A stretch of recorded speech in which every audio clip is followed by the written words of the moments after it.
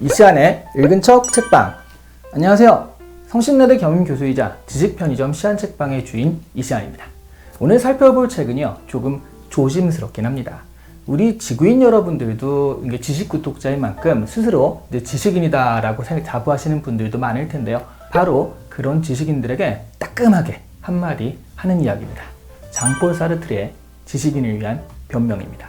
사르트르는 특이한 인물이죠. 프랑스의 유명한 철학자이자 작가인데요. 더 유명한 것은 작가인 시몬드 보부아르와 평생을요, 계약결혼 관계를 유지하면서 살았다고 합니다.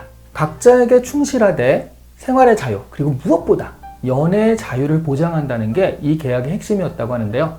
이건 뭐 말인지 방구인지 잘 모르겠죠. 그런 거 있잖아요. 상사들이 부하 직원들한테 닥달할 때 하는 그런 말 같은 느낌 아니에요? 뭐 이런 거 있죠. PT를 할 때는 화려하지만 수수하게, 그리고 평범하지만 스페셜한 느낌으로 해야 된다. 뭐 이런 거 있잖아요. 어쨌든요, 서로의 자유를 위해 자식도 두지 않았다고 하고요. 그리고 가사에서 벗어나기 위해서 집 대신 호텔에서 서로 각방을 쓰면서 살았다고 합니다. 그래서 식사는 꼭 나가서 식당에서 했다고 하죠. 작업은 카페에서 주로 했고요.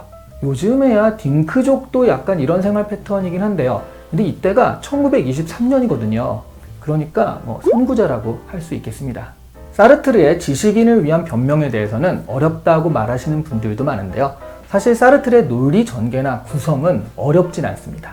제 생각에는요, 약간 옛날스러운 번역 때문에 그런 거리감이 생기지 않았나 하는 생각이 드는데요. 전 이 책을 보다가 진짜 예전 대학원 때로 돌아간 느낌이 좀 나더라고요. 사실 표지나 이런 것도 되게 옛날스럽기도 하고요. 근데 이 문제가 이제 원문에 충실한 번역, 직독직해에 가까운 번역들인데요. 이런 것들이 사실 좀 헷갈리는 면이 있죠. 대학원 때 억지로 읽어야 했던 학술서적 같은 그런 느낌이 좀 있었습니다. 하지만요, 핵심 자체는 그렇게 어려운 얘기는 아니에요. 예전에 지식은 수도원 안에 있었습니다. 그러다가 권력자들의 필요에 의해서 실용적 지식을 가진 전문가들이 생기게 됩니다. 변호사, 의사, 세무사 뭐 이런 직업들이라고 할 수 있는데요. 이 전문가들이 익힌 분석적 방법을 자연에 적용해서 그게 철학자가 되거든요. 그러다가 그런 분석의 틀을요, 또 사회나 다른 구조로 적용하면서 오늘날 지식인으로 발전하게 되었다는 겁니다. 짐작하셨겠지만요, 말이 지식인을 위한 변명이지 사실은 잘 읽어보면 지식인에 대한 비난이에요. 실용적 전문가와 지식인의 차이는 지식인들은 자신의 분야가 아닌 분야에 대해서 잘 안다는 듯이 나선다는 거예요. 예를 들어 원자폭탄을 개발한 물리학자는 원자폭탄에 대한 전문가라고 할 수 있습니다. 하지만 그것을 사용하는 문제에 대해서 도덕적인 이야기를 거론하며 자신의 견해를 밝힌다라고 한다면 사실 그건 자신의 분야는 아니거든요. 이럴 때 우리는 전문가가 아닌 지식인이다 라고 부른다는 얘기예요. 그러니까 사르트르에 의하면 지식인들은 자기 일이 아닌 남의 일에 참견하는 사람들인데요. 이들의 문제는 그들의 탄생에 있습니다. 지식인들이 처음 탄생할 때 그 역할은 지배계급의 이익을 위해 봉사하는 겁니다. 지배자들을 위해 이데올로기를 만들기도 하고요. 법을 만들고 또 건강, 그러니까 몸을 고치기도 하죠. 그런데 지식인들의 방법인 분석은요, 비판을 토대로 하고 있으니까 결국 지배계급을 부정하는 데까지 나아가야 되거든요. 그런데 자신 역시 지배계급까지는 안 되어도요, 지배계급이 보내준 학교나 전문기관의 혜택을 받고서 태어난 사람이면 틀림없으니까 모순을 가질 수밖에 없죠. 그래서 이런 사람들을 부르주아라고 하지 않고 뿌띠 부르주아라고 합니다. 지식인들은 자신의 태생에 대한 모순을 극복하기 위해 보편성을 추구한다는 겁니다. 평화, 자유 같은 단어를 꺼내드는데요. 하지만 사르트르는 그런 보편성은 없는 거고 오로지 특수성, 그러니까 지금 여기만 있다라고 얘기를 해요. 인류의 자유를 위한답시고 지금 사회가 억압받고 있는 자유를 외면하지 말란 이야기예요. 전인류의 평화가 중요해 라고 해서 지금 눈앞에 벌어지는 전쟁을 외면하지 말라는 얘기이기도 하고요. 그러니까 결국 사르트르가 말하는 건요, 지식인의 현실 참여입니다. 지식인들은 현실을 살짝 외면하고요, 말만 떠드는 아주 무력한 존재들인데요, 현실에 발딛고 서서 지배계급과 싸우라는 메시지인 거죠. 꼭 총을 들 것까지는 없겠지만 노동자 계급은 먹고 살기도 바빠 스스로 지식인을 배출할 수 없는 상황이에요. 그러니까 그 노동자 계급의 각성을 위해 교육하고 행동하는 것이 지식인의 할 일이다, 이런 얘기예요.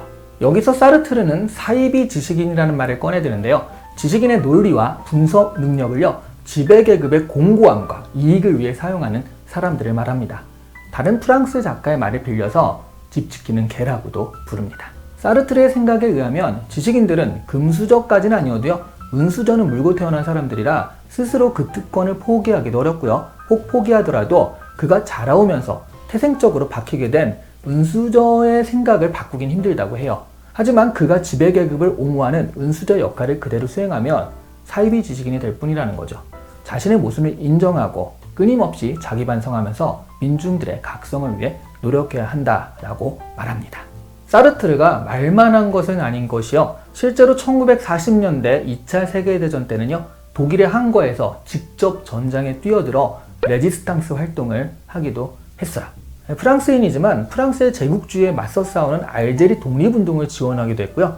그리고 노벨 문학상을 거부하면서요, 수상자들이 너무 서구권에만 치우쳐 있어서 불공정한 거 아닌가라는 이유를 대기도 했다고 합니다. 프랑스 정부에서 주는 레종 도네르 훈장도 거부했다고 하죠. 다른 사람들은 상을 타서 유명해지지만 이 사람은 상을 거부해서 훨씬 유명해진 케이스입니다.